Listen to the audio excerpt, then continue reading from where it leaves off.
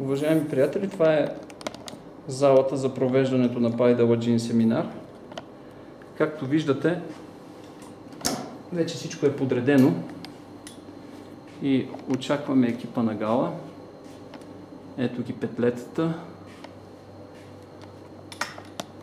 Ние сме направили и една изненада с надписите за щастие, благоденствие, просперитет и двата петела.